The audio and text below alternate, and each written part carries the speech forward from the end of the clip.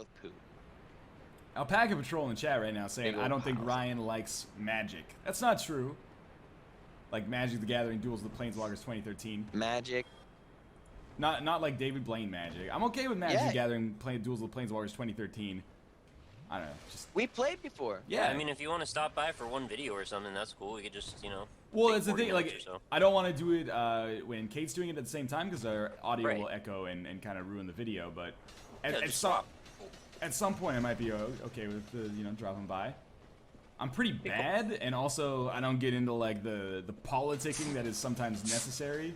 It'll take you over, man. You don't have a choice. I try not to get into it anyway. I try to treat everyone objectively. That's what I do too. And then Ohm's like, "Well, guys, we're gonna all kill Northernlion now."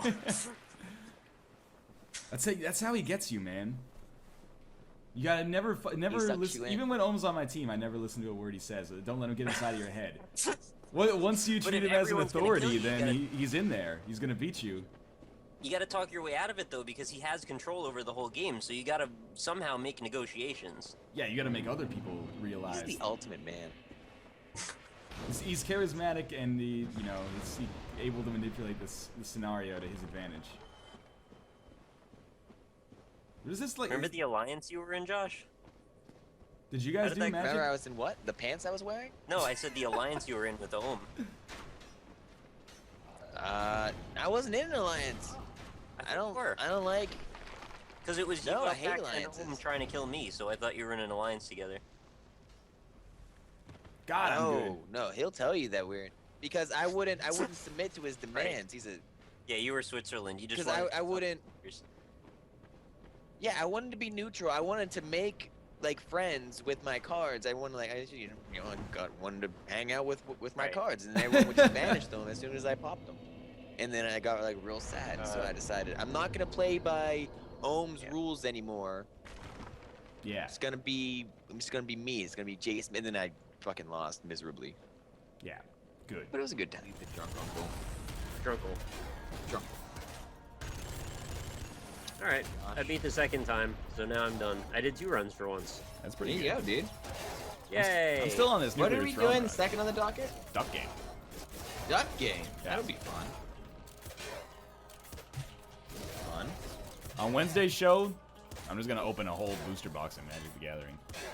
Can we talk about why you like Magic now and why you just decided to the other day? Yeah, basically Kate watched Mattis's like unboxing video for Magic Origins Deck Builders Toolkit and was like, I want to get some Magic cards. And I was like, that would be fun. We could play Magic together.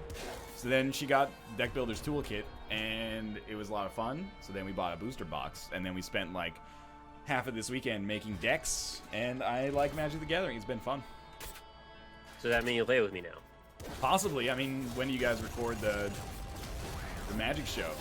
Usually Sundays. Yeah, but like, is it Sundays your time, aka We can 4 in the do morning, whatever. or? It's up to you, honestly. He We're he done. kills dogs on Sundays. That's what he. Oh, that's true. Oh yeah, we could do it earlier or later or not Sundays, whatever. it doesn't matter. Ooh. Yeah. Magic the Gathering. Get ready to be fucking backseated. That's probably true. Yep. Did 200 episodes of it. Every single one of them were like, we're fucking idiots and we don't care. And every single time somebody's like, you should have optimized your play on turn 2. It doesn't matter. Well, do you ever think about optimizing your play, like retroactively? Yes, I've thought about it a lot. It just, I can't do it. Josh, stop that. Oh, you dick! You're fire! Caught me on fire, you dick! Oh, you got so mad. It's like that level is getting better. Little by little. said dick. Also discussing Wanderlust and Venture, as well as Volume, Mike Biffle's new joint. We've got Ask Roundtable and just a smorgasbord of good Shit. vibes. Smorgasbord. Smorgasbord. A cube full of them. You know what game has a cube? Magic the Gathering. Oh yeah. Did they upgrade from diamonds this year? Because They got- last they year got it was all about cubes. diamonds. Now they're going for cubes. Oh fuck. Oh, what the So- fuck, man? I'm so Don't do this. excited. Don't do for this. more No, Magic this isn't cards. your time to Ready. make good with All right. MTG. Ready? Here we go. That's So actually it's- like $350. It's not gonna be. It's not gonna be the Patreon that gets Madness off the show. It's gonna be him going bankrupt from buying too many boxes of Magic cards. Every dollar you've made through our Patreon up to this point of this podcast Yep. is You just looked at it. just like quantified right there by those I had boxes. I had a very sobering moment when we went to our local game store, and I was like, "Hey, do you have like a Magic Origins booster box?" And the guy pulled it out, and he's like, "This is like $140." And I was like, "Yes, I know." It was like if the dude at the game store who has like Magic the Gathering shit behind him times like 1,000,000 is like, "Are you sure you want to do this? Like, this is a little extreme." That sounds like a lot of circumstances where kids came in with their parents and they didn't realize the cost that they were getting into. Like, That's he's what legally obligated now to provide a disclaimer about this Telling you, product. man. It's bad. Like I said, I got fan mail yesterday of just like boxes of Magic cards that they sent me, like a ton of just cards. I was like, oh, you're just feeding my habit. That's all right. You know what makes I got a deal, man, on Amazon. It was a fat pack plus the 36-pack of boosters for $120. That's so much money still.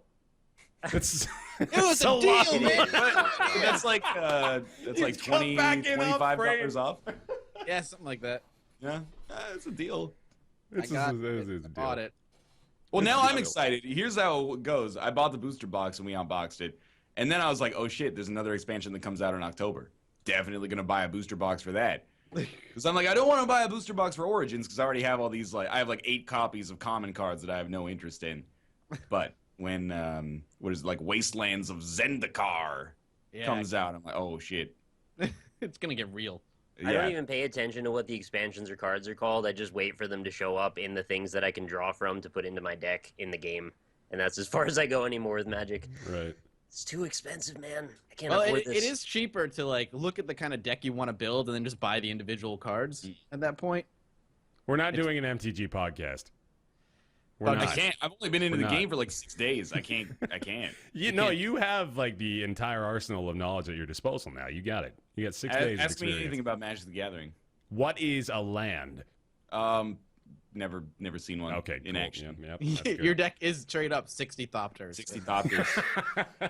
And I wrote like a big 0 in the corner so you can just summon them without a mana cost. Oh man. Brian, tell me about the stack. Tell me everything you know. The stack is a mercurial metaphysical plane where all cards that have been played or ever will be played exist for the fleetingest of moments. That's pretty much way all I more know seriously about than I thought you would. That's All right, incorrect. The stack is pancakes. Pancakes. that. Yo, Pancakes did is what the you stack know is. that? Like I'm coming from a Hearthstone background, sort of. I didn't realize how fucked up Magic the Gathering rules are. Like every time Kate and I play, I have to Google, like, Right. okay, well, can you tap a creature to use its ability after it's declared its attacking phase? Is it a creature's tapping ability an instant, or is it a sorcery? Well, what's And then- more is like every It's an fucking instant. expansion, they have to. I mean, when Garbage Dump of Valhalla comes out, they'll have a new Usually it's factor like a in new the game that rule. you have to Yeah. stack on everything else, and it's like you Some- can't Yeah. keep adding more shit. Yeah. But a lot of it's like just for that particular set, like in the infection rule, which basically was saying like after you stack up a number of infections, I believe that's what it was called. If you hit 10 infection, you die. So it basically halved the game's length, but that only lasted for one Right. block. That was it. But that's I'm- just it's a redefining of other rules that already exist. So why give them extra words that you have to memorize? Just use it in terms we already know. You're just artificially convoluting Yeah. the rules. All right, fuck, marry, kill, first strike, renown, death touch. Oh, I Death would- Touch is Death fucked. Touch can fuck off. Yeah, I want. That's, I want well, my to. whole Death deck was Touch. based around Death Touch, actually. I want to fucking vengeance fuck Death Touch, All right, and then I would marry First Strike, for sure. I hate it. Create an allegiance with that. Did you Absolutely. see Mathis for your blue-black control deck? yeah. In Wastelands or whatever, Zendikar, Zanzibar. There's a new mechanic Zanzibar. called something. Did you hear about Yeah. that? No, Yeah, I it's agree. very interesting. Ingest. Okay. And what Ingest does is like every time you do damage with that creature, or every time the creature attacks, they have to discard one card from the top of their library into exile or into the graveyard. So it's like a Yeah, mill. Exile? It's And you can fucking exile the shit out I of mean, it. if it's exile, that's super overpowered. If it's graveyard, it's not as bad because you can cycle it back in. Okay, hold on. Reel it back. Okay, Yeah. sorry, Cast sorry. out the line. We're gonna do our show. It's All MTG Day. always EA's MTG day. EA's Battlefront. Dude. But what colors do you play in Magic the Gathering? My main deck is a blue-red. Red. Yeah, it sounds awful. Yeah, you seem like the worst kind of person. What's wrong with blue-red? That's like, I bet your red is all direct damage, and your blue is all counter spells. No, you're half right. Like The red is mostly direct damage. Yeah, that's scumtastical. Cosmetic. They added DeLorean DLC. That's not really pay to win. I mean, it's not. I'm not really one to talk about microtransactions right now, considering I'm playing Magic the Gathering, which makes like all other pay to win games look like fucking Bush League social manipulation. Magic the Gathering has got that shit on lock. It's got it mastered. What do I think of pay to win? I think that I am a vessel for serotonin and dopamine that is easily manipulated by foily cardboard. Consume dead bodies to gain HP. Let's do it. Time travel is a huge advantage. That is true. I never considered that. If you could just go back in time and stop yourself from, letting that goal in, that seems pretty valuable.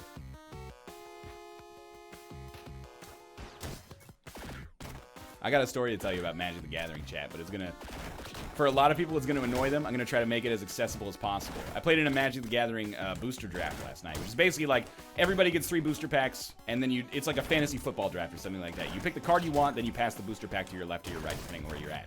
You're supposed to take out the basic lands. Every pack has some basic lands. So my pack, I open it up and there's a basic land. I take it out and I think nothing of it. Turns out it was a bad decision because it was a foil basic land, and the whole table got really mad at me. They're like, hey, that really would have changed the draft because I would have taken that card because it's worth like $8. And I was like, well, I don't know, man. I was like, if I'd known that you were not supposed to take it out, I would have picked it first as well because my rare sucked. But I don't know if I'm welcome back in that local game store because of my breach of etiquette. The end. And then the full art foil planes went to somebody else, but that's okay. I got a prairie stream. That I thought I could actually fall like straight down to the bottom, which probably wouldn't have been a good decision. What a fucking nerd.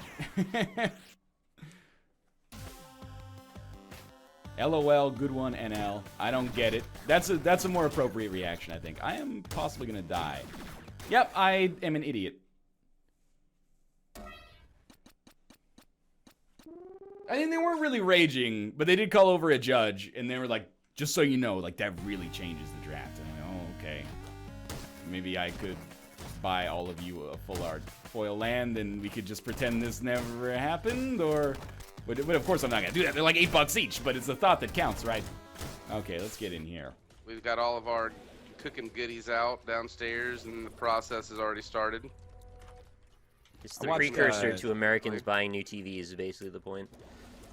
Dude, I'm excited to do some shopping on Cyber Monday. We don't really have Black Friday, but they're like trying to make it a thing over here. But we got Cyber Monday for sure. Stock up on hard drives. The time. Monitors. Yeah. Hard drives and monitors, get like a dozen. And resell them. Nah, dog. I'm looking out for the Magic the Gathering sales. That does not surprise me. I got some good stuff on Amazon. It was cheaper than buying, like the box is usually $109 here, and I got them for like $95 or something on Amazon. Ooh, that's good. That changes the EV drastically. Yeah, so I don't know. I'm hoping for some foil Gideons and some tradition lands. That would be disproportionately lucky, but I wish you as much luck as possible. I'm gonna pull out 3 of them just to spite you. Yay, man! We've got our playset of Gideons. If you get foils, I'd be happy for you. Sorry. Honestly, I didn't even pull out the expedition land in the other box. My friend opened that pack, but it was. I mean, I bought the packs, but he got to pull the good one. It belongs Damn to it. you. Yes, it's mine. Give it here. You got to open it. You took my joy. What's great is that Mathis has been opening like a lot, or has opened a lot. I don't know if I should still be using the present tense. And his whole goal was just to get 1 expedition, and then you just got one on a whim. My girlfriend's salty that I'm talking about magic or something, but it was her idea, and she helps me open the packs. Yeah. Or I let her just open all the packs, most likely. It's for the most part. We all need an enabler. Yeah. I mean, you dress it up, but at the face value, like when you break it down, it's just gambling. Yeah, That's but all it it's- is. Yeah. Is gambling, so you can Gambling. play a game with the lottery tickets. Yeah. You're supposed to buy singles, but Yes. if you're like wanting to build decks and stuff, but I'm about the gambling part. You know, roll the dice. I am. I just 50-50. can't get behind the glee of it is all. It's like you're paying a You- ton of money to not potentially get anything. When you open that pack and you see that little shiny in the back waiting for you, your little Yeah, I mean, I can play a Pokemon spark or in your Diablo heart for that lights vibe. up. Or Borderlands and get sweet Yeah, but- loot that I don't have to pay But for you can't individually. resell The it for loot you more get in money. Borderlands, you can't Well, resell to your local card shop. You used and to then- be able to in Diablo 3 and they patched it out because it's a shitty idea. Yeah, that is true. Lisa's gonna try to sell all the good stuff online, and so we can buy more cards. That's exactly what you should do. And the cycle continues. Go infinite. Infinite cycles. She's like, we gotta sell them right away because as new sets come out, they devalue, and you have to get them while they're hot out there. Well, the sets aren't at a. This is like their seasonal low, actually. But the principle is correct. Right now, from Zendikar, like only the expeditions and Gideon are worth money. Everything else is kind of like, you know, everybody's got all they want. But eventually, Yeah. eventually they'll come back up a little bit, I think. Yeah, Ryan, you should buy a box. Actually, buy like a case of boxes. and That's send it, 6 send it to me. boxes. That's out Come of on. control, man. Oh, just do it. That's too many. When we picked up the Battle for Zendikar box, 2 dudes in front of us bought a case each, and the guy was like, "Well, that's $850." Jesus. And I'm like, well, "Damn, dog." People are fucking nuts. But I That's- mean, I wonder how much. What? What's the expected value of a box? Well, now, like, for Zendikar and stuff, it's horrible. But at the time, it was like, if you got an expedition, each one was like $150. So each one paid for the box it was in, basically. Yeah. But you had to get rid of it within like a day before everybody just realized it was cardboard. You have to be Dan Giesling to do that, don't you? Yeah, you have to get Dan Giesling's day trading. Dan Giesling's Magic the Gathering Giesling day trader simulator. and then you're good. Danjik the Giesling.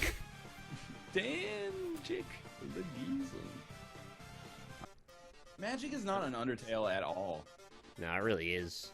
It is, well, okay, it's a, if you're from Nick's perspective, it's If an Undertale. 80% of the things I say are, that is the 100% most Undertale thing you talk about. I haven't talked about Magic the Gathering in like 6 weeks at least. And I appreciate that. Yeah, but we're getting back into it. Don't appreciate that. We didn't do the pre-releases because we were away and had... Whoa! What is the water doing today? That was so good! It flew into space. We were away and had like a stressful weekend, so we were like, let's not do the pre-release. But I'm excited to get a little bit back into Magic, at least. The addiction begins You again. should just get better at it though. It might help you, like, enjoy. You're it. not wrong, honestly. Might help you enjoy it. Wow. Oh no. He comes over and just puts dynamite down. I see how it is. Lights himself on fire. Yeah, I knew Triggers that oil barrel was gonna. Should bone kill saw. Nick with mine. That's not Nick. That's you. I don't know why when people say turbo nerds, it makes me laugh really hard. Turbo nerd. Is fun. Yeah. Is Commander the Undertale of Magic the Gathering? Oh shit, we're in like a nested Undertale. If Magic the Gathering is an Undertale, Commander is definitely the Undertale of Magic. 'Cause people are always like, why do you play anything but Commander? I don't even understand what that means. I just played Commander last night, and I used my Charcy. I used the tap ability and hit for lethal on turn 2. It's an Undertale. Commander's fun, but it's an Undertale. And uninteresting to people who are not part of a subculture. So, like, Kate and I, after Friday Night Magic, sometimes we'll go out for dinner, and it'll be like the waitress will come over with the machine when you pay, and then she'll be like, so what'd you guys get up to tonight? And I'll be like, oh, we were just, like, you know, hanging around playing some games. And then they go, oh, what kind of games? And then I'm like, oh, it's collectible card game. It's called Magic the Gathering. And then, like, they're always like, I'm like, well, why did you ask then?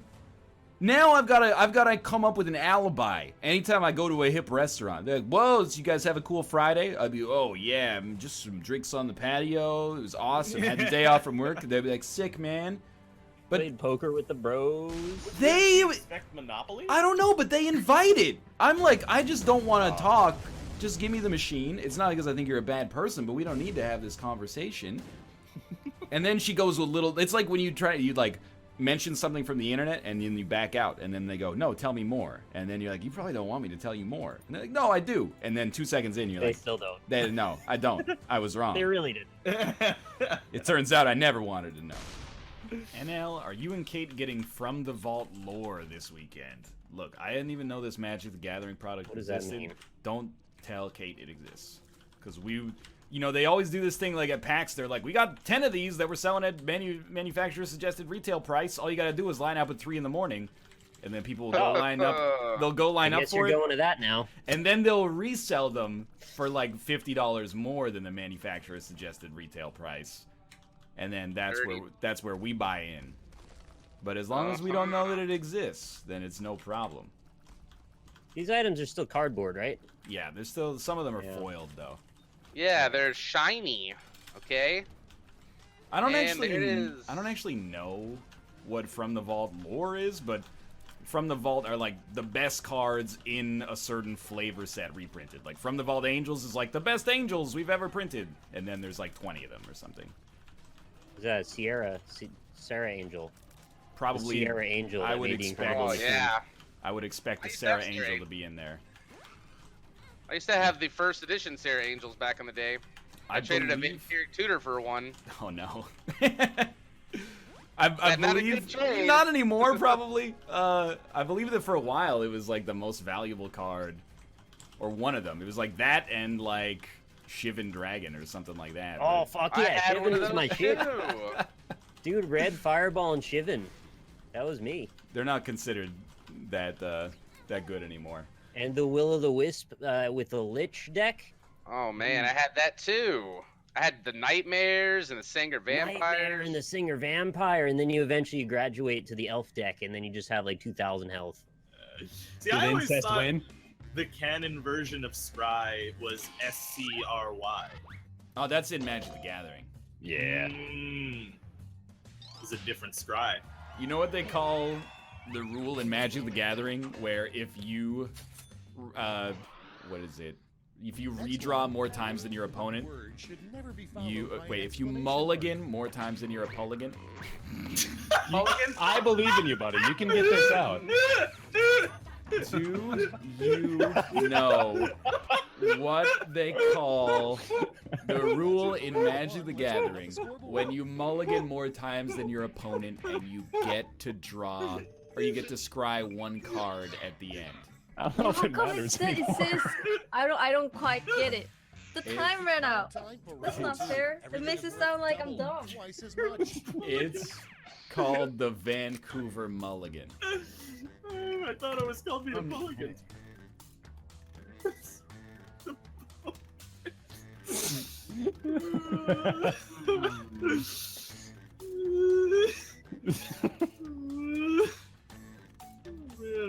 I like that Rob laugh.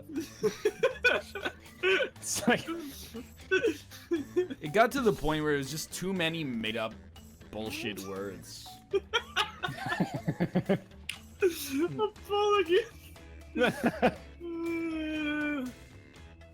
I don't get it. Why is it so funny? Because I'm stupid and my brain's broken. Yeah, mainly. Vegetarian poutine is ravaging my insides. Yours was great. It was delicious, but I don't know what I did to my body. Maybe it was the beer. It could have been the vinegar beer. Ryan did get vinegar beer, so. I said, what's the featured tap? And he said it tastes like shitty vinegar. And I said, give me a big one of those. And then I was really surprised that you went for the hipster beer with the vinegar. dude, Mathis, he's in the right. Those amiibos, that's gonna pay for somebody's college education someday.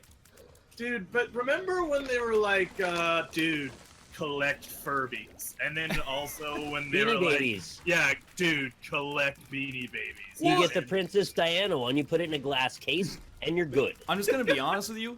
Somebody lied to all of our parents. because my parents are also like, and my parents believe it to this day. I collected like a bunch of hockey cards as a kid, and they justified it as being like, well, they'll be worth money someday. Well, they're not worth. Exactly. They're worth nothing. But then now, my parents, they're moving like all the time. So they're like, you really got to come collect these hockey cards. And I'm like, I didn't buy them. And they're like, just put them up on eBay. I'm like, it's like an 80-hour job to index, oh, here's Zarly Zalapski's rookie card from the 1993 Tampa Bay. That's worth 72 cents. Okay, put that up on eBay. I'm going to ship that out in its own envelope. I'm like, just throw them in the trash. If you don't want them anymore, just throw them in the trash, or like put an ad up on Craigslist that's like, I'm giving these away $100 for the whole lot. You do the lot together and you take the pictures of the best cards out of the lot. Mm-hmm. That's how it goes. No, chat, you don't understand. People in chat are like, I'll take them. I'm not dealing with them. That's the whole point here. I'm not gonna deal with them. So no, I'm not gonna give them to you. Talk to get them your parents' email number. I'm not gonna do that either. Email number? Well, give them their IP. That'll do. They're older, they probably still are working on the email numbers from the back in the day. Yeah, people are like, what if there's a Black Lotus in there? And your hockey cards? I had my parents send me, they were like, hey, we've got like these Magic the Gathering and Pokemon cards. We'll send those out. And I was like, yeah, do so. Because I thought maybe I was just an idiot when I was a kid and didn't realize I had a Black Lotus. I did not have a Black Lotus, but I did have a Swords to Plowshares, which is like a $10 card. That's not bad. Yeah, it covered the cost of the shipping at least. Was it beta though? No, it's probably like one of those like intro packs from like the year 2001. Oh, 4th edition or something. Yeah, they put like one money card into the pack to justify its existence. I used to have the original holographic Charizard, which I think is worth a good amount of money. Yeah, it might be like $100 or something. Yeah, something like that. And then some kid swindled me when I was a little kid. It's like, dude, B-Drill is way cooler. Well, it is. It is cooler. I mean, yeah. Yeah, but he got you on B-Drill? Well, wasn't even like Blastoise. Come on. It's a B-Drill with drill hands, Right, yeah. Dope. It is cooler. Yeah, I mean, I ran a B-Drill in my last Pokemon, game. So there you go. I mean, fair enough. Yeah. I guess. I did get back at someone completely not related to him in that I traded some shitty fucking Super Nintendo game for Star Fox. Oh, nice. Yeah. I mean, we were just gonna let each other borrow it, but that didn't happen. That is how I ended up with a copy of Xeno Saga for PlayStation 2. Nice, yeah. Nice. My friend said, hey, you want to borrow this? And I said, yeah. It's like a 300-hour RPG, so it was taking me a long time. And then we stopped being friends. So all of a sudden, I've got this copy of Xeno Saga just sort of hanging out. Sick. Nice, yeah. And you're laughing all the way to the bank. I sold my copy of Secret of Mana for SNES for $70 when I was about 14. Yeah. Because I thought I was going to grow out of video games and not care that I did that, and I did care. Well, how much is Secret of Mana worth now? It's probably worth what I sold it for, but I'd rather have had the game. Okay, I understand. Yeah, that's fair. Now I don't own a copy of one of my favorite games, which is stupid. I feel like people who collect things to sell them specifically, or aren't you like kind of missing the point of collecting?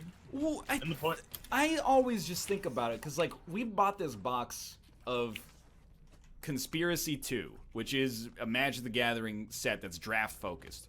We bought it last August because we're just gonna open it and do like a draft at PAX because Dan's gonna be there. He likes Magic. Me and Kate like Magic at the time. We'll be able to get like 6 people. But plus the shit was sold out everywhere. It was like it was a rare-ish product at least. Then Dan cancels. Oh, I have a son. Okay, that makes sense. So we got this unsealed box of Conspiracy 2. And I was looking, and people were like, later you could sell that. If you hold it for like 8 years, you might be able to sell that box you paid $120 for like $200. Like, that's not really a good deal in the whole scheme of things. Yeah.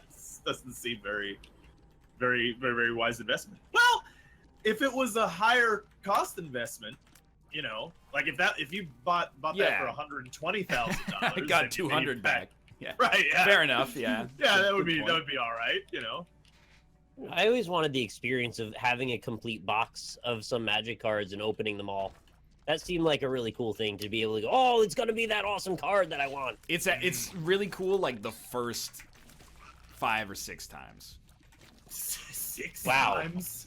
You've opened that many full boxes? Absolutely. Yeah. Holy shit, you got way more into Magic than I even knew you did. It's like yeah, basically. That's true. Well, I remember my mom's boss had a full box of sealed Arabian Nights. Yeah, that's And that actually was in, worth like, like thousands of dollars now. 2005. Yeah. Yeah, if he still That got was that, worth a ton. he could put like a down payment on a really nice car or something. Jesus. And I really wanted it just to open all the packs. But I don't even know what the good cards were out of that anymore. Yeah, it was like the gin in a bottle or something. yeah, What was it? Christina Aguilera, gin in a bottle. Gin, no, there was something gin. Osmati gin. Is that it? I don't remember. I'm Osmati making up gin, shit yeah, now. I I don't love remember Osmati what it's gin. called. No, I don't know anything about Arabian Nights. That was old. That was like 95. But it is one of, as much as I understand it, at least, it's one of the most prized sets. Gin and juice. Yeah, make all your puns now. Asmati gin and juice.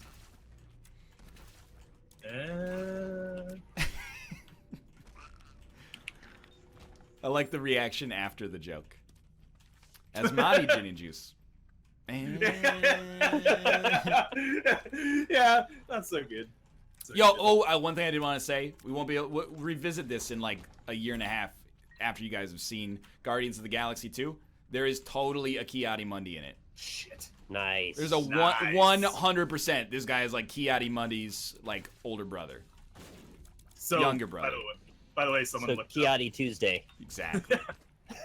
somebody looked up how much the holographic Charizard's worth. Yeah. So apparently the highest right now on eBay is $2,000. But that's first edition, shadowless. And just listed. Right? Yeah. Is that what it sold for, or is that what it listed for? That's what it's listed for, I think. So, you know, not necessarily. Go to the highest, buy it now, and then subtract 20%. And straight up, like, if it's $2,000, just find it and sell it, dude.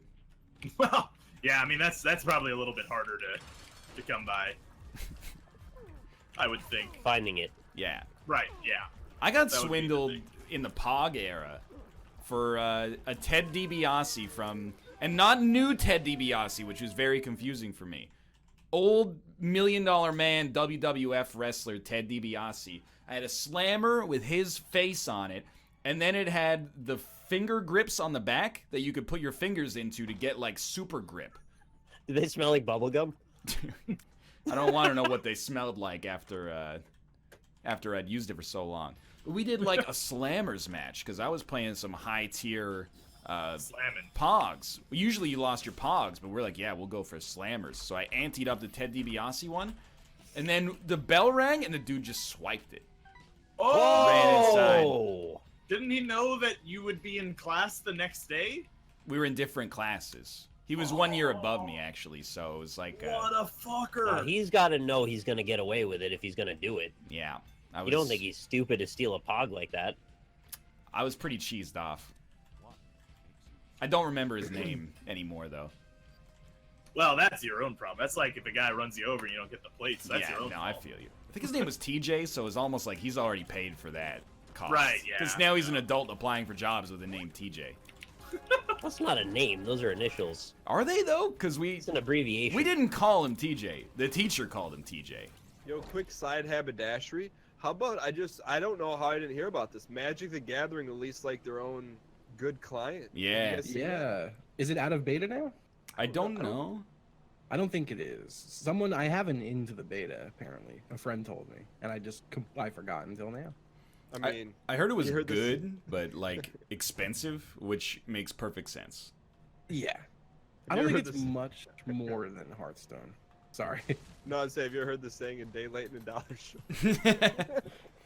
I mean, I got nothing against Magic. It's just like, you know, It was one of those things. It's like working out. It's like once you're out of it, you're like, it takes so much momentum to get back in. Get you back? Yeah. See, I've been brought back so many times. It keeps happening. I hope I'm it- so excited about the prospect of this client. Oh, well. I love the game. Well, dude, I played like probably like 100 hours of MTGO, and it's just horrendous. Like, Oh yeah. That's so I just- played enough MTGO that I was able to do a physical redemption. oh, dude, you got all the cards in the set digitally. Yeah, it was M10, and then I sold the whole set. I want to say for like $800. Yeah. So I felt like I was like, you know what? I'm pretty sure I still came out a little bit of loss. Yeah. I like we get sent things in the mail sometimes from fans, so I was putting it away. I opened up this drawer in our TV cabinet. There was just like 8 of those like really long boxes that hold Magic Oh, cards yeah. all sleeved up, and it was like, I don't know, it was like being like a drug addict and coming across like your old stash or something like that. Yeah. I was like, how did it get this bad? So my girlfriend moved in recently, and she was helping me go through. I had like 1 box of stuff left from when I moved here, and it was just stuff I hadn't gone through yet. It was mostly just like keepsakes, that kind of shit. So anyway, she's going through it with me, and she gets to the Magic cards, and it's just like a look of disgust. She's like, "What is this?" And I was like I didn't know what to say. Like, It's a I 1/1 my flyer. immediate thought was like, oh, it's just look at this old dumb thing.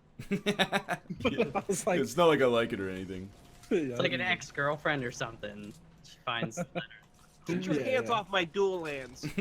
There's a blue pumpy in here. There's also a green assault rifle if anyone would like it. Have you seen the trick with money hands? Can I show you my money hands? Please do. Yeah. Hey, that's pretty cool. Yeah, like my money hands. Real What quick, about- one very You think important Magic the Gathering question. Can you play Vintage in the new client, you know? Like Old Boys? I'm not sure how it works. Like Eternal or Legacy, I mean? Yeah, Like, like just older cards, you know? Are they doing the Hearthstone model of like you have to get the digital booster packs and all that to I- collect the cards? I don't know.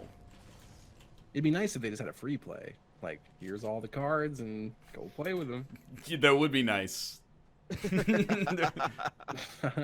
not for the Hasbro shareholders, but Good point.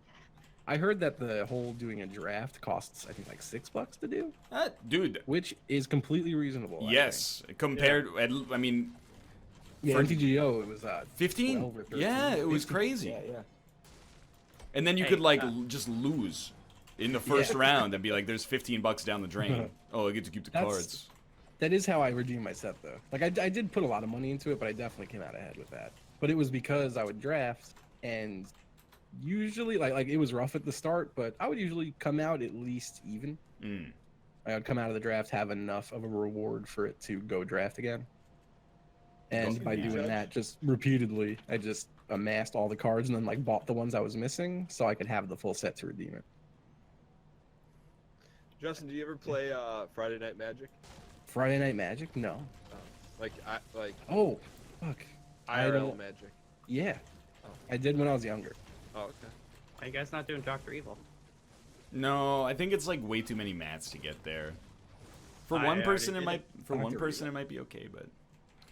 Dude, I got a situation for you. Kate and I were playing in Game Day, which is one of the quarterly Magic the Gathering tournaments. This is like 2 or 3 years ago. So there's a lot of like younger kids there, kids who are like, between 10 and 14 years of age, right? Yeah. And in Kate's game, she was playing a 10-year-old, and the 10-year-old cheated. Like deliberately, it seemed like deliberately cheated. And we Yeah. were like, what do? You Yeah, that's don't rough. want to be the adult who's like, hey, this kid's cheating at this card game. Get him! Like there's a playmat on the line. But on the other hand, I was like, somebody that's not us should teach this punk a lesson. Yeah. I guess he would like quietly pull a judge aside or something. Like, I need to know the context. Did he untap and retap? Or No, what it was like he pulled something out of his discard pile into his hand or something like that when he wasn't supposed to. Like He knew what he was doing was Yeah. wrong. You know what? You call him out. You smack his hand and you. and you say no. No. So what did Kate do, Justin? I got just one mini for you. Oh. Yeah, she just she just took the L on the round basically. Like she lost, and then she told me about it, and I was like, well, you know, like, we're definitely in the right, but at the same time, do we really want to spend our Saturday getting involved in, like, this kind of, like, completely needless drama about a kid cheating in a, like, low-stakes tournament in a children's card game? Yeah. Speak for yourself, that's a pretty important playmat. Dude, it was... Actually, Kate won a playmat from the other game day tournament we went to, so we eventually got one, but... You know. Had to get it the hard way. We had to get it we had to earn it, exactly.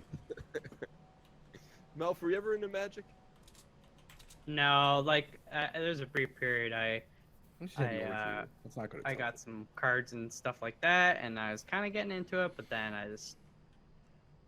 I kind of like I got close enough to the event horizon, and then I said, no, I don't want to fall into that. And if you're not like playing in person, like there's no, it's just gambling. Yeah. Well, I was I was like thinking about it, but then it's like, because there's the one shop near me that they had the Friday Night Magic, and what's the name of the shop? It's actually closed down now, and I'm not gonna tell you. I'm just joking. Justin, I got a slurp for you. Oh. So you got it. What's Event Horizon, like the tipping point? Yeah, like the black hole. Once you get past it, you just get sucked in, and you don't come back out. So, but if you want to buy some Magic cards, I got some. Dude, we still have this box of Conspiracy 2 that we bought 2 packs ago because we thought Dan was going to be there. And then after we got to the hotel, I got a DM that was like, sorry, I can't make it. And then we got this whole sealed box. Like, it's 36 packs. No, keep it. We'll play it the next pack. Dude, that's what I mean, apparently, Conspiracy 2 is, like, exclusively for drafting. So, it's meant to be kind of like a fun, kind of gimmicky set. But yeah, it's just wrapped up here.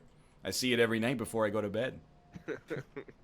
I think I just saw a building like 345 in that town, but you know, screw them.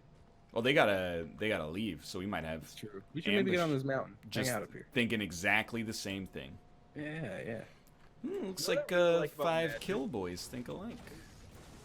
I really like this. Sounds kind of dumb. I really like the counters in Magic. Like when you start like just gashing them, and then you just turn that 3 to a 6, and then you just see the look of despair in their face because I got all those green boys just growing, and they can't stop us. All right, what do we got here? That's wonderful. Are you one of those people? Or are you gonna be one of those people that gives out like full-size chocolate bars? It's like, I did last year. Are you gonna do it again? Thanks, Grandma. She took like $6 worth of candy or something like that. Yeah. Oh yeah. No, they robbed us. I feel robbed actually. Like, legit stole from us. Yeah, we'll never do that again. Yeah, so that was the one year you did it, and then they. It was our first year here. We wanted to be like Cool yeah. House. Get some cred. I understand. Right? Yeah, that makes sense. People were calling their friends after they walked off, being like, "Get this fucking house. They got full bars, man." So someone in my chat just said, one Halloween I was in a rich neighborhood and someone left out Magic the Gathering booster packs and I took all of them. Oh my god, that's just free. That's right ignorant.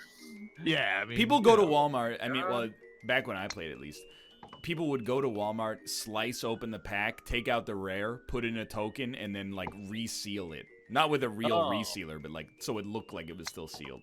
I had somebody do that with Bayonetta 2 for me at Walmart. So, yeah, I took it out. I was like, this looks like a really shitty quality DVD, and I stick it in my thing. Does not read. I'm like, oh shit, is my Wii broken? I stick in Mario Kart, works fine. I pull out the 2 discs and compare them. And you know how the Wii has like the smooth edge around the disc and they're like slightly blue? Yeah. Yeah, none of that. It was just like a DVD.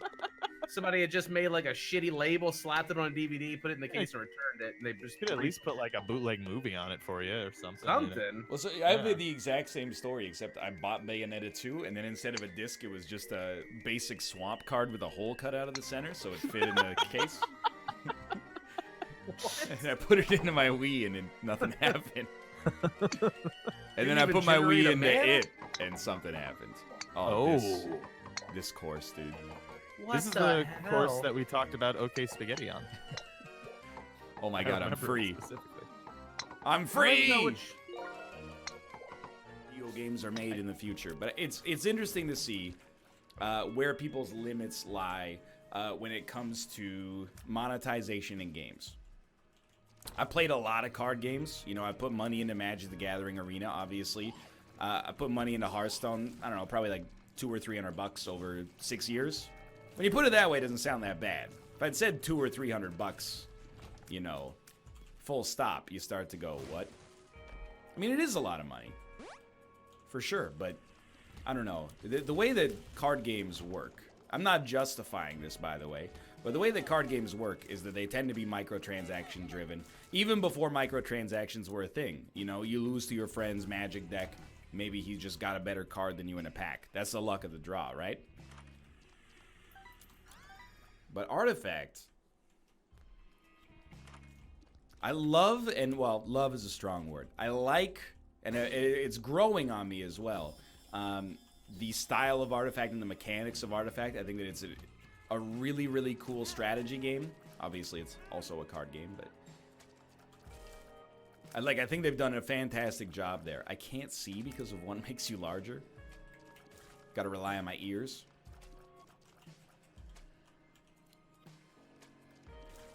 But I will admit, a $20 upfront cost, plus requiring purchasing packs or event tickets that give you cards, and having no dailies or anything like that. Like, at the end of the day, what it comes down to is that in Artifact, there is no way to gain cards without paying money, unless I'm not espousing ignorance, I don't think. You know, in Hearthstone, it's a grind, but you can get a bunch of gold by doing your dailies, and by, you know, every 3 wins you get 10 gold or something. And over the course of, admittedly, several months, you could grind dozens of dollars worth of value. And that's kind of the way that those economies work, right? Like, I'm not trying to say it's good that the trade-off is either you invest $10 or 10 hours of your time, but that tends to be the way that those games make money. In Artifact, it's just the money, right? I mean, I know you can phantom draft endlessly for free, and I actually think that's really cool. But I will admit, the more I thought about it, and the more I was like, them not allowing, there's no dailies, there's no quests and stuff like that. Having, like, literally no means to be able to gain cards except using real money. It's going to be interesting to see where people lie. I know people are also talking about the $20 upfront cost. That's like a Trojan horse. If you're worried about a $20 cost in a card game, I understand where you're coming from, that you're getting it, you know, from both sides. You're paying upfront and with microtransactions. But like a $20 package in a card game, because it also does give you packs and stuff like that, that's the least of your worries. There are people out there that are putting like $1,500 a month into Magic.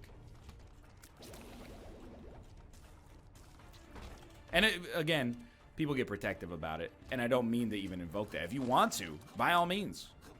If you find it, if you have the disposable income, and it's what you like to do for your leisure time, sure.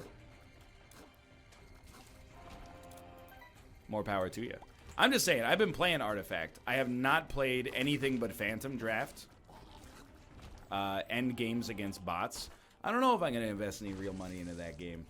Scares me. It'll be interesting to see where people fall on it, because I think we've, with all due respect to other games in the same vein, dude, this was a crazy good room. Card games have gotten away with a lot, and I say that as somebody who likes them. You know, in Hearthstone, I mean, you could obviously go infinite, but you got to be really good. Every expansion that comes out is a couple $100. Magic, paper Magic is more egregious. And in my opinion, it kind of fosters there's really good parts of the Magic community for sure, no question. And I love Magic Arena. Paper Magic, sometimes the conversations that happen when I play, it just makes me roll my eyes, because like basically you're milking your opponents for expected value. You're going to like, oh, I don't want to draft there. The players are good, so I find that my expected value is higher when I go to this place across town because there's a lot of newbies that play there. So I just feed them losses, and then on average, my draft is 70 cents profitable relative to just buying packs. You get the idea.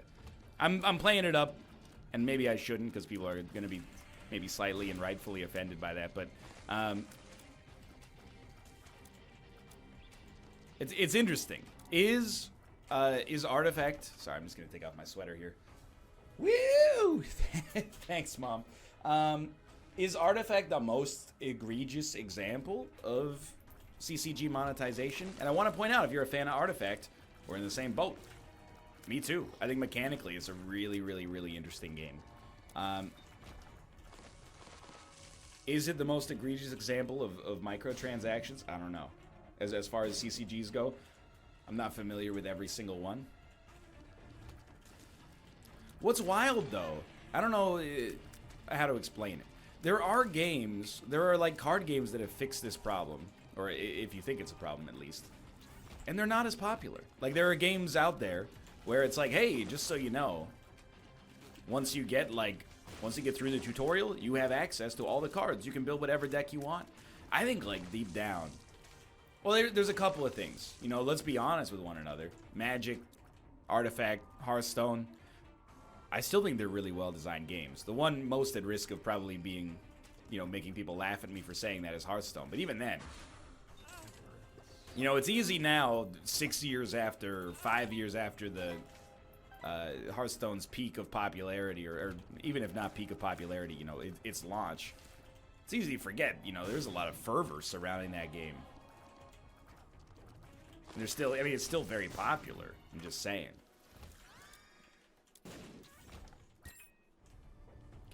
Gimme. We're on Necropolis 1, man. This run is really slowed down.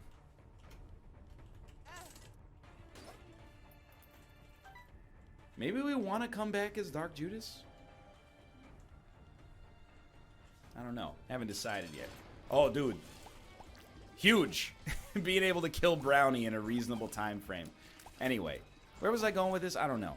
Oh, no, I have to finish my train of thought. What I was going to say is, at their core, I think they tend to be well-designed games to begin with. I think Magic is an amazing game. I think Artifact is striking me along the same lines so far. Mind you, it hasn't been around for, like, you know, 30 years, so it's a little early to say it's as good. And same with Hearthstone. I think Hearthstone is a great game. Even if, you know, people have problems with the elements of Hearthstone, like the fact that it is RNG. I actually kind of like that about it. It does negate maybe some of the skill at a certain level, but I think it's exciting. And then, I don't know, I can't speak to any of the other games. Maybe they're not as good. Or they, you know, don't reach as many people. But I also do think there's a little element of people that are like, you know, I don't like getting bent over by microtransactions, but simultaneously, if I'm the lucky so-and-so who in his beginner packs opens up, you know, a Shivan Dragon, lucky me, right? It's weird. There's been a lot of talk now about, like, and Fortnite has brought a lot of it to the forefront, and I feel like it's been a year since we talked about this fully, because, like, it was a big thing when Battlefront was going through its controversy, which I think was last year. I don't know. Time starts to have no meaning eventually. You know, I'm like, did Star Wars Battlefront? It must have been a holiday release, right? It's an EA DICE game. It has to be.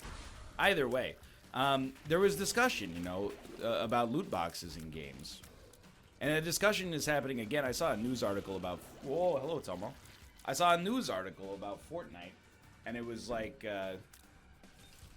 well, I don't even remember the headline. So we're in a new level of speculation. But I remember the takeaway from it is, like, who would have thought that, like... And Fortnite's not really like this necessarily, but this was still the takeaway the person had made. Was, like, who would have thought that, like, a decade of engineering mobile games to be as addictive as possible and, like, facilitate gambling for youngsters would lead to situations like this, you know? And I think there is still a discussion to be had about whether or not you know, loot boxes are gambling, whether that's, and if they are gambling, whether or not that's okay. It doesn't need to be legislated, doesn't need to be controlled, et cetera, et cetera, et cetera. People get really passionate about that discussion.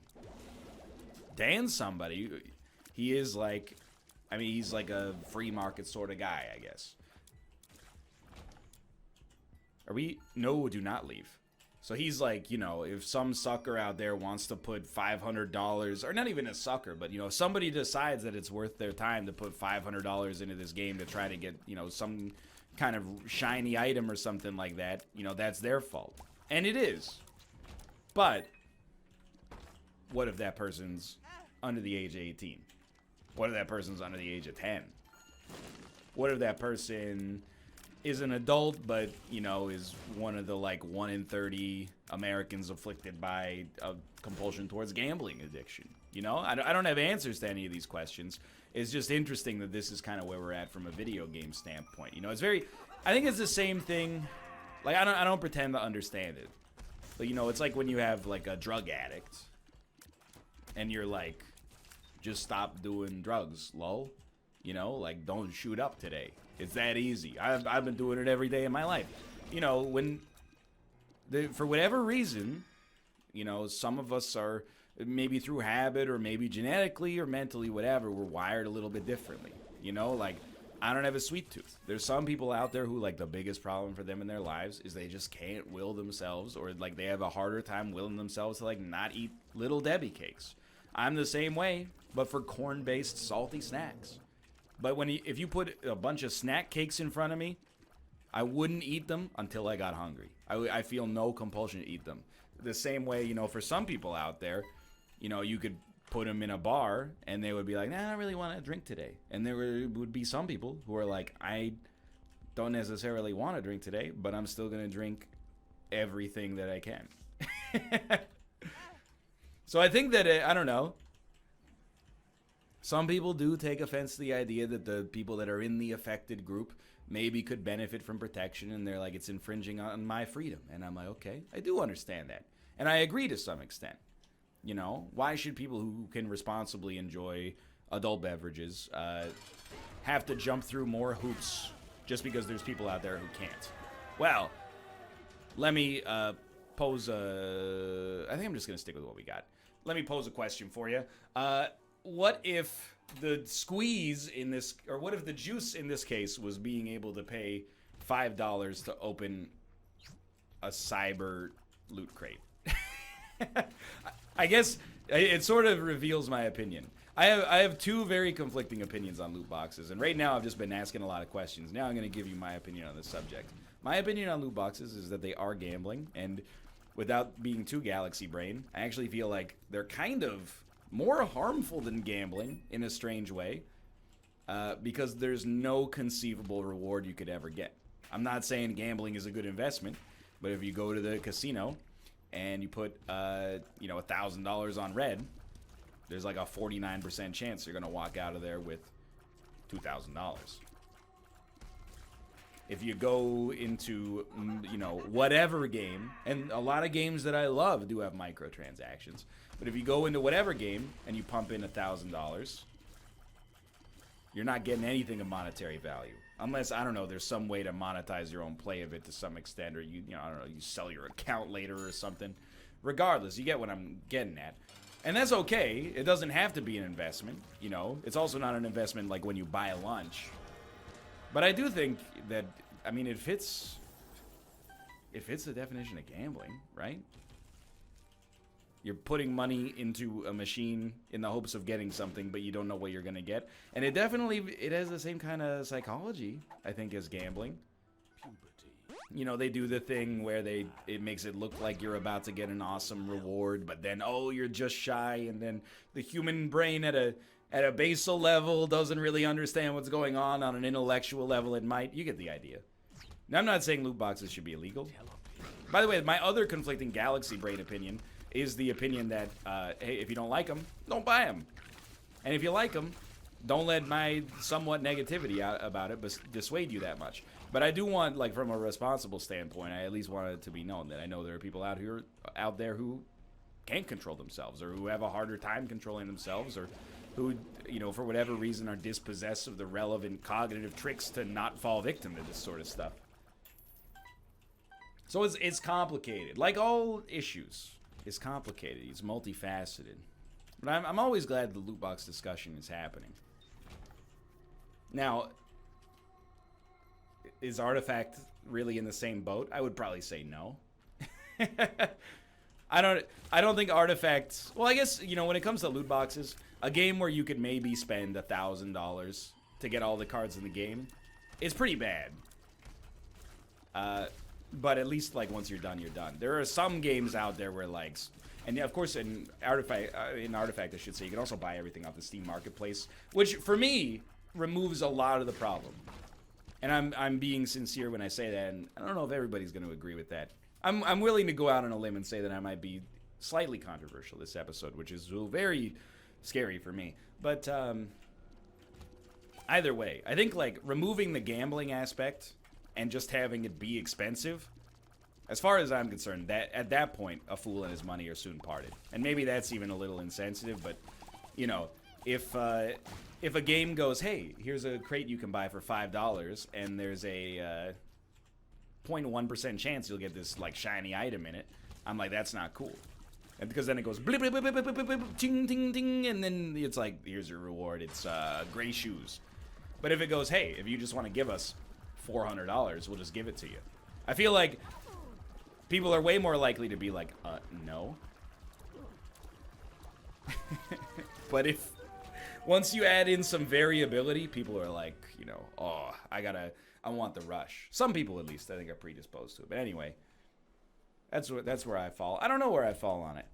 I will say, I don't know. Like, I really don't think Fortnite does it that badly because it's, my lord, because it's all cosmetic stuff to begin with. But maybe it's changed. Maybe I'm wrong about that now. Moreover, I don't know. When we have kids, if we have kids, are we gonna? Well, all I'll say is I'll pay close attention, or at least I'd like to think I'll pay close attention. Ooh.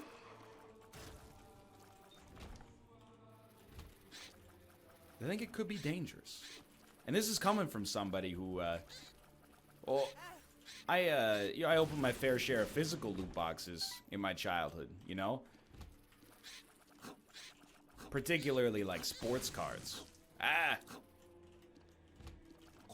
Now I consider myself kind of lucky. As a kid, I remember the pull. I remember being like, Mom, I want more hockey cards. And it's like half for the hockey cards, and it's half to rip it open and see what the hockey cards are. It's kind of like irrational, right?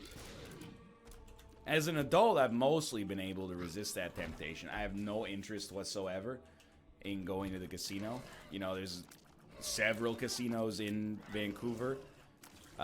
I've never been to a casino in Vancouver. The last time I was in a casino was Champions of Fire like 2 years ago. And I was like, I had fun, but I sort of just like don't get it.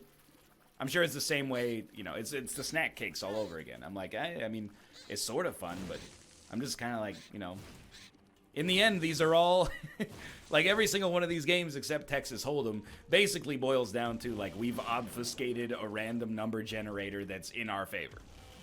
And I can recognize that and still, you know, have fun engaging in it, because maybe you'll beat the odds. But simultaneously, I was like, this doesn't really appeal to me all that much. But I'm thankful for that. I am. Because not everybody's like that. And, you know, what separates, as much as I would love to be like, it's my superior intellect, I don't know, I'm just wired differently. For whatever reason.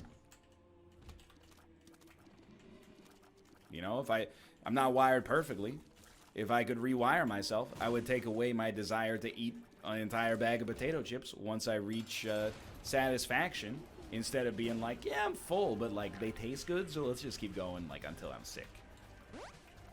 Or until my stomach hurts. But you know, as I got older, sometimes Kate will be like, you know, hey, I made you lunch. I am never in my life am I like, did you put a lettuce on this? I'm always like effusive with my what's the word I'm looking for here? Gratefulness. 100% of the time, I'm like, this is the nicest thing you could ever do for somebody. Now, I'm not going to throw my wife under the bus, but maybe, you know, the GP Vancouver's coming up, and I bought her some Ultimate Masters Magic the Gathering packs. Each Ultimate Masters pack is approximately $1,500. And then later I was like, did you get anything good in them? All I wanted was for her to lie to me. And instead she said, nah. And I was like, dun dun dun dun dun dun dun dun dun. Probably the worst rendition of the Charlie Brown theme song I've ever heard. Dun dun dun dun dun dun dun dun dun dun. Now that's a banger. Has that been remixed into a bus driver rap track yet? He's a busy man. That's what I mean, you know? You get perspective as you get older. I think. I mean, you might get perspective younger if your parents, you know, didn't grant you the same experience that I was just talking about, but... Really, like... Dude, no, the worst part of sports subreddits is when a team that's favored to win a playoff series wins, and then all of their well-meaning but patronizing fans go like, hey, good job, you guys gave us a real scare. You're gonna be scary in a few years. I'm rooting for you next time, you know, like... Fucking douchebags. Yeah, it's like in any MOBA where you win and you're like, hey guys, good game. Fun. Yeah. If you win in a MOBA, do not GG.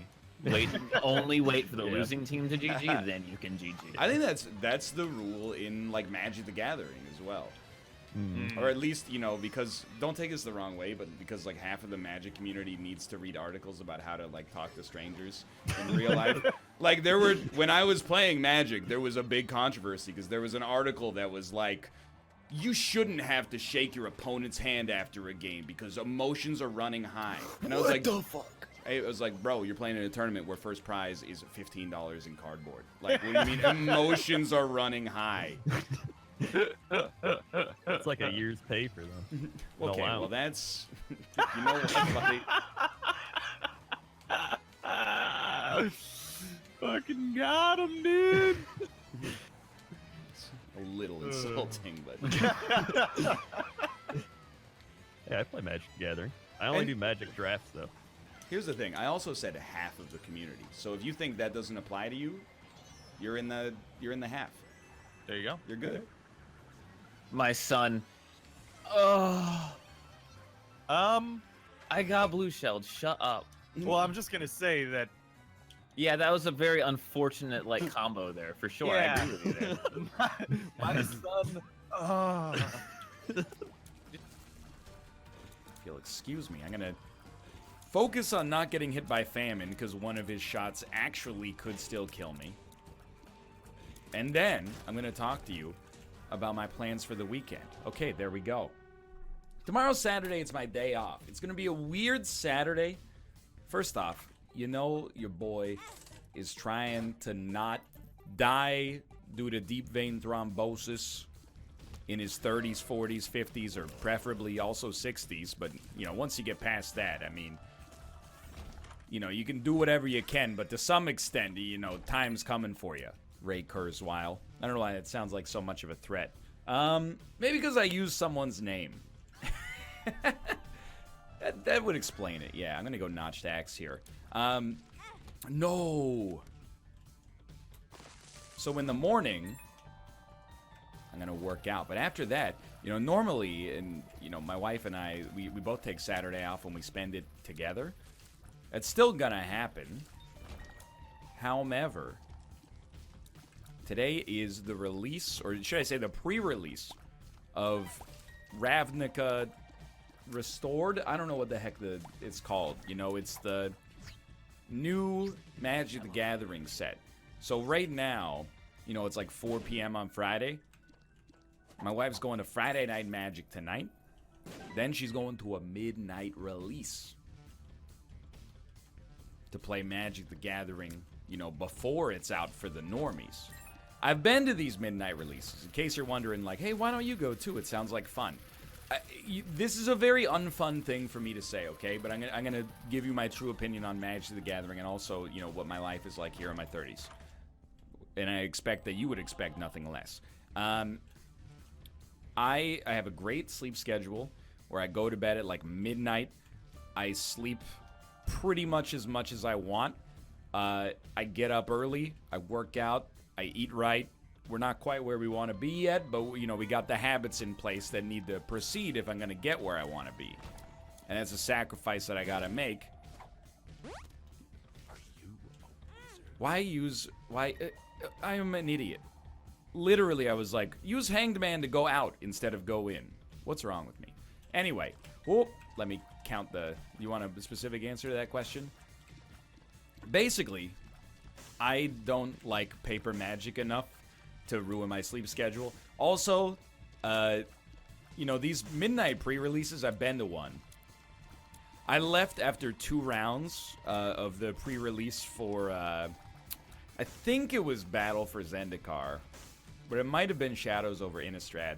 And I'm shooting these because you know I'm worried, and I want to see if maybe we can get a Spirit Heart or a Red Heart out of them.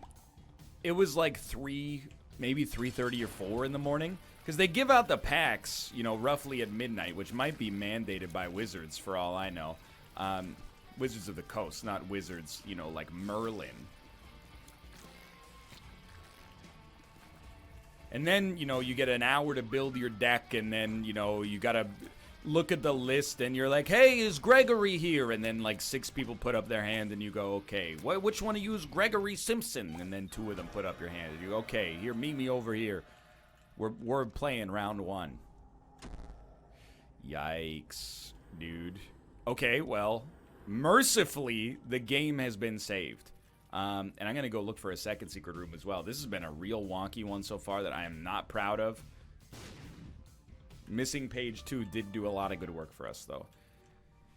So, you know, even you think, like, oh, playing a few rounds of Magic the Gathering, it's not going to be that late. It's probably going to be that late.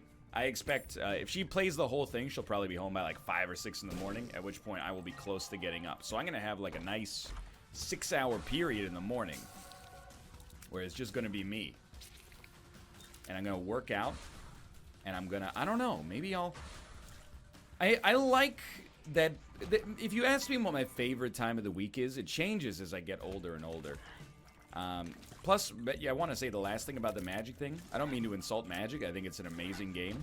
I've also, within the past week, I don't know if it was in Isaac or if it was in Slay the Spire or on stream, called Magic the Gathering one of the greatest strategy games ever made. However, you know, I also like chess. I don't want to stay up until 4 in the morning playing chess. You know, it's, does this work? It does not. I'm not going to be making good decisions at that point. I'm going to be very tired, and I'm going to compromise my Saturday for some cardboard. I'll just play it in Magic the Gathering Arena. That's more my speed. Where, you know, if you decide that you don't want to play, you can just Alt F4. Not to avoid a loss, but to avoid, you know, the time investment. Plus, to be honest with you, like, shiny hunting is an artificial way for the player to extend the experience. Okay, understood. Like, you're still digging playing Pokemon right now, but you finished all the things that are in the game, so it's something to do. I kind of look at it like, it confused me, and still does confuse me to no end. In Magic the Gathering, foil cards are worth more. But nobody buys foil cards. Right. In everybody's head, I think there's just this idea that there's like 6 oil executives out there that are like, I'm going to foil my whole modern deck. Those people are like 1 in 10,000. How does the foil economy survive a 300% markup per card? See, your chat's saying you're wrong, but I'm losing my mind because I believe that they're probably right, but I never met them. Or maybe they were just ashamed and they refused to show me their foil commander decks. But hear me out. Like, does Wizards take part in the secondary market of reselling cards? Not at all, no. Yeah, so like so your point still kind of stands of like, you know, well, I mean, I can't imagine that it costs that much to print foil cards, but I mean, you know, But your point it still kind of sits where it's just like Wizards isn't making bank off of people reselling their foils. Yeah. Well, I just mean like I don't know. It's like I don't have a good metaphor because this is now a second order metaphor. I can't make a metaphor off the back of my existing metaphor, but I don't know. pretty rough, Are yeah. people out there actually? The way that I interpreted the Magic community is like, you know, was it through the lens of like, bro, why would I buy Ultimate Sacrifice here? I could drive across town, spend a quarter of a tank of gas, and get 4 copies for 8 less cents each. Meanwhile, there's also like a subset of people supposedly that I've never met but apparently exist that are like, oh yeah, dude, I'll pay 3 times as much for that card because when you know, turn it, it hits the light in a pleasant way. I mean, hear me out though. Would it not be super sick if you sat down at a tournament and homeboy just kept dropping foils on you over and over again? I mean, it would be statistically interesting. I would be like, wow, it's really unlikely that he opened all those. I think similar to foil hunting or shiny hunting, it's similar to like makeup, you know? Okay. It's for yourself. You don't have to prove it to anybody else. All right. You're just doing it because you enjoy it. Fair enough. This is a fun game. Dude, it's Quiplash. I only said that because I'm winning. Yeah, I'm losing. Dude, games are more fun when you win. Yeah, I only like playing Magic when I win. Oh, that's 100% true. Like, anytime I lose, the person that beat me is just the worst person. Like, they suck.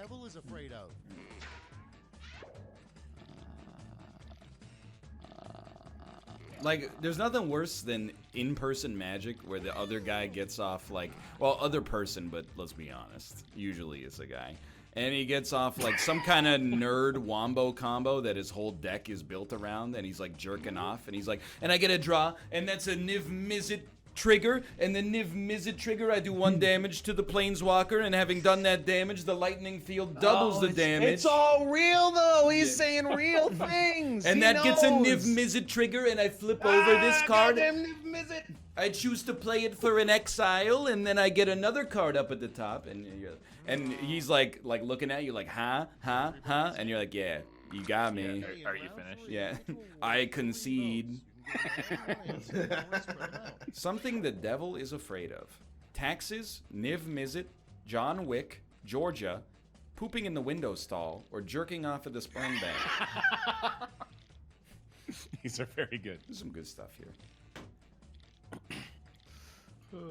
It's like maybe the quickest meme answer ever. Like, Niv Mizzet was out within 5 seconds. Yep. Yeah, but whoever wrote it didn't realize Niv Mizzet doesn't have an apostrophe; it has a dash. Nerd. Bullshit. No way. Yep. It does have a it's hyphenated. No. That was like a falling away no. Like, Oh no. Austin, don't even get me friggin' started. Those fucking that 4-person boss in Sekiro, dude. mm-hmm. Were we talking about it earlier? I was mad. I was talking about it with Mathis. That's right. Yeah. Oh, yeah, that was- I was pissed. Shit. I applaud them for trying something new. You know. Yes. I just don't have any respect for you if you play mono red. Like, you don't want to have fun. You just want to win. What about green red? That's fine. That's respectable because it's usually absolutely Cool. What about mono green?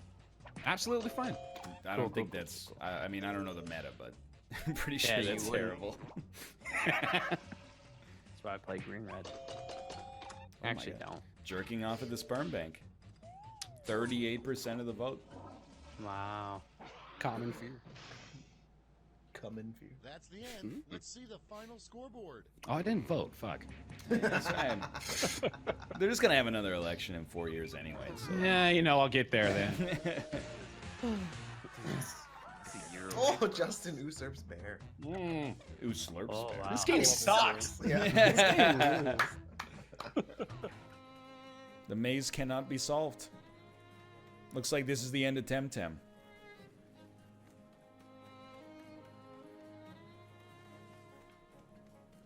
Go through the grass? You can do that?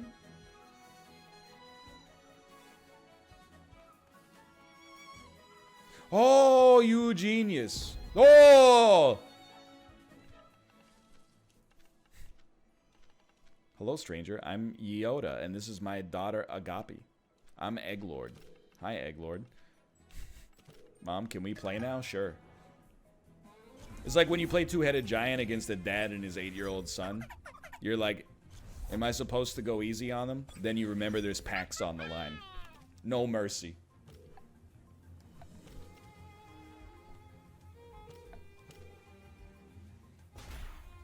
Someone on the subreddit had the audacity to post a thread that said, does anybody else think Eggman might be an unawakened Magic the Gathering god? I laughed and laughed. I have played a lot of Magic in my day, and I'm pretty sure my win rate is like actually 35%. Send them.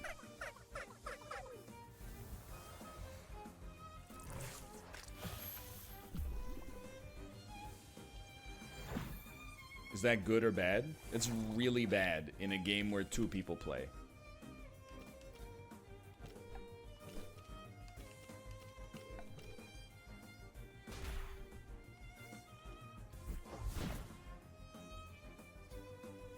Just play aggro? No, I found an even more winning strategy. Never playing Magic again.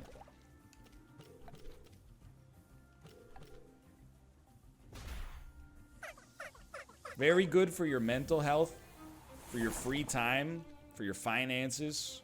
You'll be back. I will not be back. I feel no pull whatsoever. Let me go, please. Does Kate still play? No. You know why she stopped playing? She was like, A, it's a big time investment. B, it's expensive. And C, people are really rude.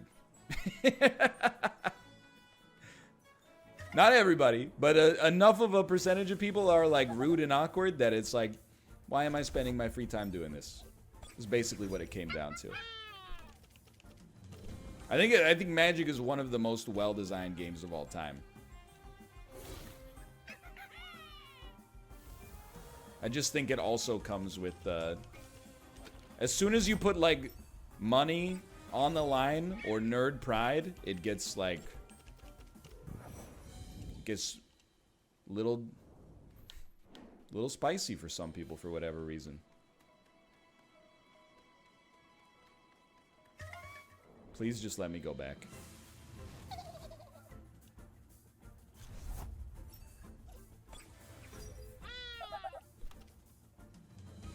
Yeah, actually, I love Magic Arena. I don't play it, but when I played some Magic last year, it was because of Arena. I was like, man, if I'm losing, I can just give up immediately without having to sit here for the next 55 minutes waiting for the next round to start, making awkward conversation with the person who beat me about how they beat me and where I screwed up. Please let me go.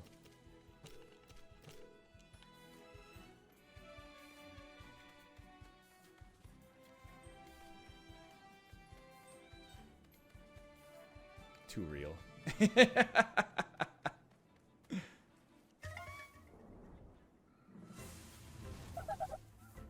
Please. I mean, I don't have like a huge issue with the Magic community at all. The only issue that I have, like the main thing, I could deal with everything else if Friday Night Magic didn't take 4 hours to play 4 rounds. If they could literally have the time, I probably would have played for twice as long.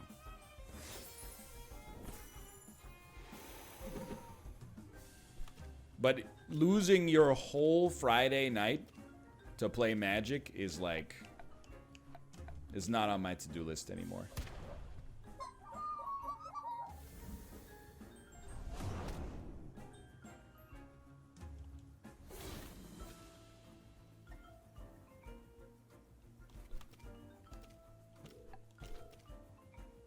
They're not death sounds, they're fainting sounds.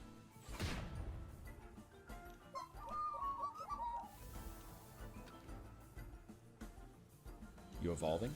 Are you evolving? Not yet. Last night I lost to Burn in 10 minutes. It happens, and then following that, the next step for you is to sit there for 45 minutes while a control player finishes their round against a mill player, and sit there for 1 hour looking at your phone until they call time, and they eventually draw due to turns.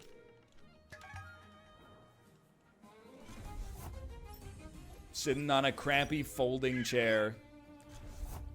It's an evolved version, dude. Paharic. Big Paharo. Alright, let's demoralize him. Take out the child first.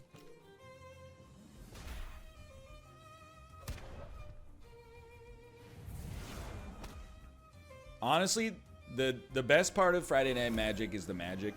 The second best part is, I would say, 1/8 of the Friday Night Magics I ever went to. I really felt the vibe in the air that there was a realistic chance that someone would flip a table or get into a fist fight over cards. Austin and Ryan, what is your guys' favorite Magic card while Melf is going? I don't know enough to really have one. I will say, though, that my roommates have picked up Magic the Gathering. Really? Yeah, the physical version. Which is very interesting, because they didn't really, like, so when I moved in with them, they really didn't play video games. And they really didn't, like, they were the kind of people to go out partying every night, go to bars, do that kind of thing. And they nerded up for some reason. Some people nutted up, and they nerded up. They're playing video games, and now they're playing Magic, and they're playing D&D. What if it's through osmosis? No, absolutely not. Did you ever play Magic with them? No. I helped them when I found out they were playing. I was like, I can, because they had no idea. They'd never played it before, so. I'd imagine you'd enjoy a good Johnny deck. That's what I play. I get it. I know you like winning, Austin. I get it. Nah, we played on the Magic podcast with me, Rob, and Nick for a couple of years, and I really liked there was a Eldrazi deck. That was fun.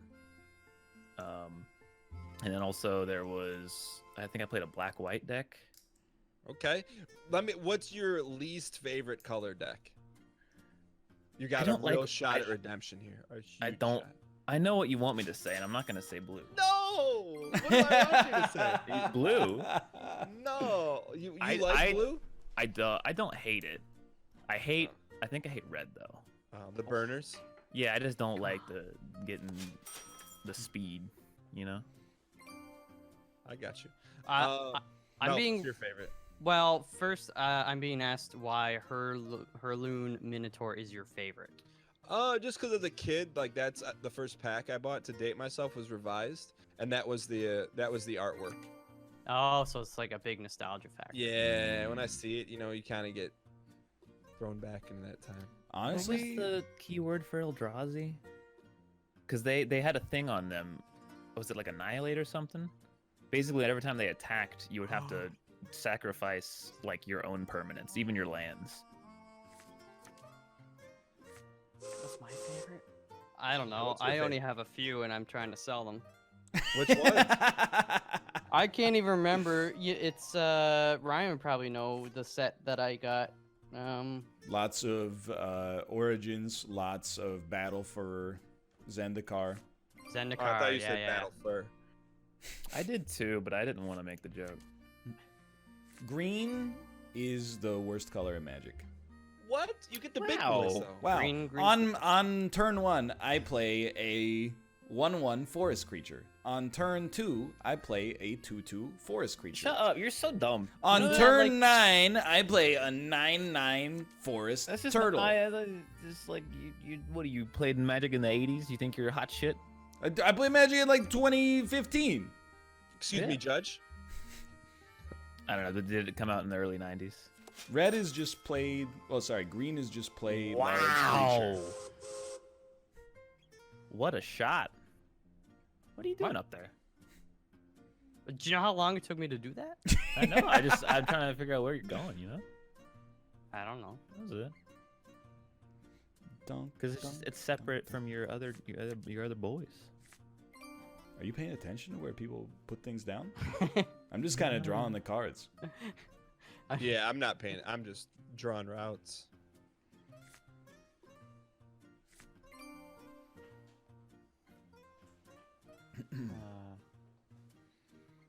Dunka. Like I honestly, I have no problem playing against red players.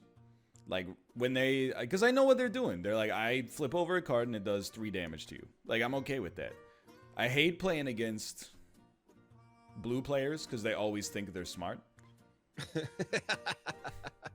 And they always want you to be like impressed with how they're doing it. They're like, aren't you amazed with this deck? And I'm like, yeah, I'm really amazed you took it off of Reddit after it got top 8 in the SCG Invitational in Atlanta this weekend. And then green, I find very annoying to play against because it's just once they get some momentum on you, you just lose. You're just staring at a wall of creatures that are also made of wood. And you're like, I guess I resign. What I do like, though, I like decks that have a lot of triggers. I like a deck like when what was the Shadow when Shadows over Innistrad came out, and there were like clues and investigations, and then every time you investigated, it would trigger something on like all of your creatures. Like those are the kind of decks that I like. I like the combo plays. It's the same way I feel.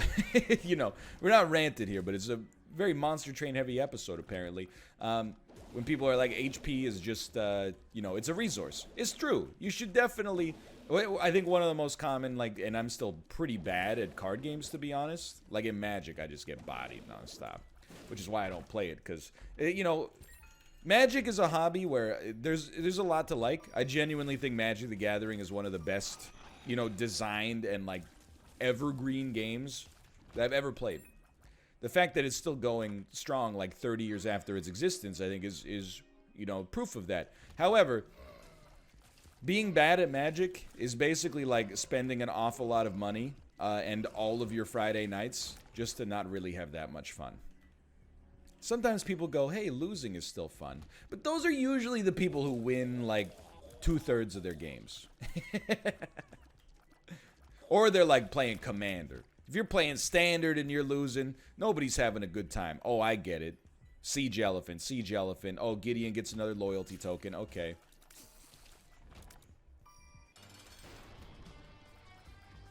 My basic principle for where I was at in Magic the Gathering is it shouldn't cost me this much money or this much time to feel bad.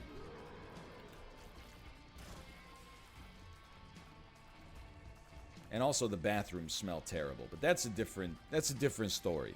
We don't need to get into that. We'll think about this. I think, and I'm going all the way here, I don't think you take Guppy, dude. I think you take your 1 rate of fire and get the heck out of here. It's a little too late for me to start being like, you know, Guppy's the name of the game. I'm a changed man. Now, what we lack in Isaac zaniness, I think that there's some counterintuitiveness there that's worth mentioning. The less openly destructive or self-destructive we are in Isaac, I honestly think the better the commentary can get. Why were you so fast? Because there's less situations where I have to focus 100% on never taking damage again, and more situations where I'm like, hey, look at this. Let's have a little bit about Magic the Gathering, a game that I can speak confidently about despite not having played it in like 3 years. Oh. I think I'm sure we would all live with it, but how long do you think it would take for you to get over it? I mean, you would never get over it, I guess, but no, that's your retirement in a garbage pile. Like, you're done. You're done working. You're done working. Oh.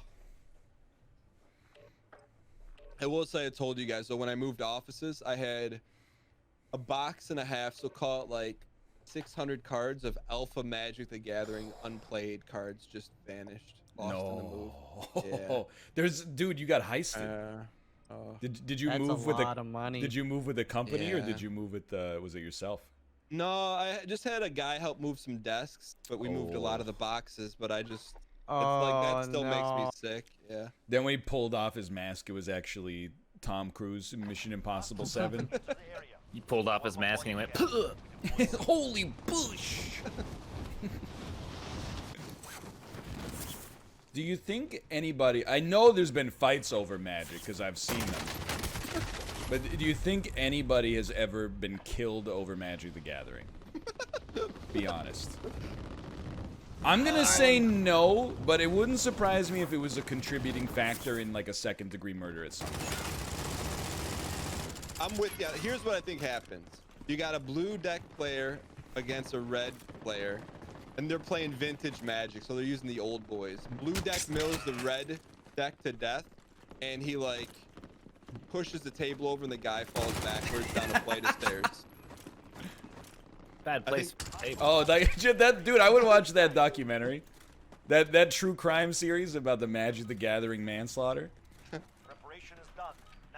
I'm with you. I think it's happened accidentally, but out of rage. What do you guys think? Oh yeah. People kill each other over silly stuff all the time. You remember that show on Spike TV, 1001 Ways to Die Those or whatever? were mostly made up. though, Nuh-uh. I So think. these two guys, they were listening to some metal in their bedroom and thrashing around mosh pitting. The one dude, so into it, he jumps out the window. The other dude was like, heck yeah, he jumps out the window too. They both died. That's real. Take it to the bank. Aim for the bushes. The other guys. Great movie. I did see this new trend on TikTok. It's called magnet fishing. Have you guys ever heard of it? Not heard of it. So it's like they get this super high-powered magnet, put it on a rope, and go to a bridge, and then they throw it into the water, and they try to fish with the magnet. Something like, I think Melf I could see doing that. I mean, I'd join in on it. I probably wouldn't like buy a magnet and like do it myself. Anyway, but I'm not gonna try to like unsell you on it because I think the game is actually a very well designed game. You're gonna laugh, and I say this all the time, which is how I know you're gonna laugh. But the other game that I always consider one of the best designed games of all time is Magic the Gathering. I really feel, and that again, extremely complicated. Like if you ever play someone in Magic and you lay down a card and they don't have to read it, you might as well just resign. Especially if you're playing an older format. If they're like, oh yes, I'm familiar with this card, I'm like, I concede and I'm gonna go buy a snack while I wait for the next round to start. That was always the worst part of going to Magic events for me, is round 1 being paired with a random opponent who 90% of the time was better and more knowledgeable than me. And then round 2, getting paired with someone who lost in round 1, but also might be pretty good. By the time we hit like round 3, that's where I started playing like people, you know, like small children and people that didn't even sleeve their cards, or they bought like a pre-made deck or something like that, or you know, boyfriends who were like, you know, when we confided in each other, we were like, I'm just here because it was like my girlfriend or wife is really into Magic, and like I like to play and I support her, but at the same time I'm kind of trash and she's good. So, well, welcome to the 03 bracket. And sometimes you get into the 04s, and it's just like you don't even really care what's happening in the game. You're just throwing cards at each other going like, hey, you know, did you see the Canucks game last night? And they're like, no. And I'm like, oh, right. I get it. You see, because I'm making a joke that if you play Magic, you can't be into sports. Because I'm from the 1800s. Okay, let's hold myself accountable there. I do think that Magic is a fantastic game, though. Like, I don't know, man. Why do people, like... Yes, okay, like, let me put it this way. I find the microtransaction stuff a bit of a convenient excuse to hate. I guess that's my take on the subject. Should things be marketed to kids? I'm actually thinking about the question rather than just jumping to what appears to be the easy answer. I cannot pick up this item. Goodbye. I'm gonna... Oh, there it is. I mean... I think things can be marketed to kids in some ways. I mean, like, yeah, not like, you know, there should definitely be like higher standards for it. And then I definitely, of course, things can be marketed to, you know, like teenagers as well.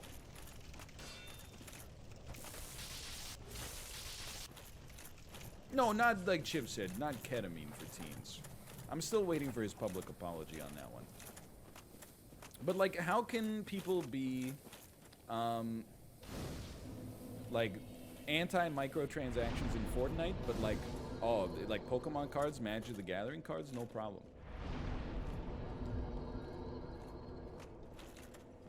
It's like, it's microtransactions, but then like with physical materials involved.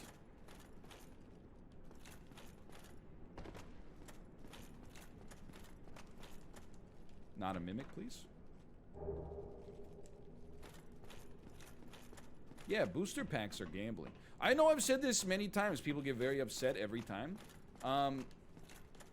It's actually like, I think booster packs are like worse than gambling. Because at least like at the casino, when you win, you like win money.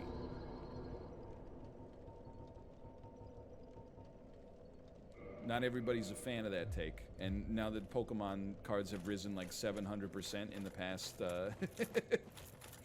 in the past couple of years, you know, it's kind of a different story, I guess. But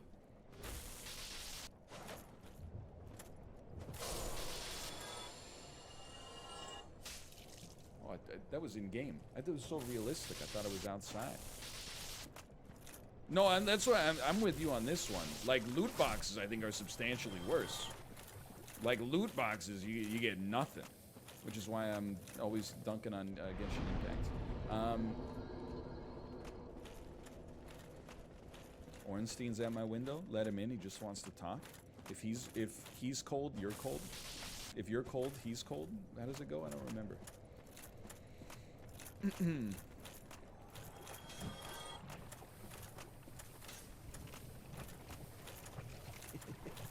I don't mind the Pokemon card stuff, but I feel like I've reconciled my cognitive dissonance.